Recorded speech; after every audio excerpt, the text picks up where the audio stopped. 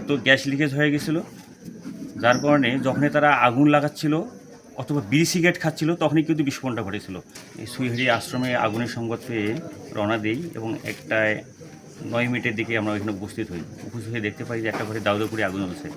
যখন আমরা সিঁড়ি বেয়ে উঠলাম, তৃতীয় তলা ভবনের দ্বিতীয় তলায় ঘটনাটা ঘটছে। ওই রুমে থাকতো স্বামী স্ত্রী। আমরা যখন উপরে উঠতেছিলাম তখন দেখি যে স্ত্রী পোড়া অবস্থায় তার মৃতদেহটা সিঁড়িঘোটায় পড়ে আছে। আমরা সাথে সাথে ওটা উদ্ধার করি এবং ভিতরে লাইন দিয়ে আমরা আগুন নেভানোর চেষ্টা করি। আগুন নেভাতে পরে পরবর্তীতে আমরা দেখতে পাই সেখানে বাথরুমের ভিতর তার স্বামী পড়ে আছে।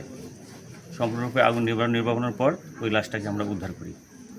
এখানে স্থানীয় পুলিশ প্রশাসন যারা আছে, থানার ওসি সাহেব আছে, তার হাতে আমরা দায়িত্ব ভার দিয়ে আমরা বাকি অংশ কাজ করতে থাকি। আগুনের সূত্রপাত আসলে যেটা দেখা যাচ্ছে, সেখানে গ্যাস সিলিন্ডার ছিল। আমরা চুলা দেখতে পাচ্ছি, গ্যাস সিলিন্ডার নিচে সরাই ফেলছে, আস্তে আস্তেই সরাই ফেলছে। এইখানে আমাদের ধারণা যে গ্যাস সিলিন্ডারের লিকেজ থেকে রুমের ভিতর হয়তো গ্যাস লিকেজ হয়ে গেছিলো, যার কারণে যখনই তারা আগুন লাগাচ্ছিল অথবা বিড়ি সিগারেট খাচ্ছিল তখনই কিন্তু বিস্ফোরণটা ঘটেছিল।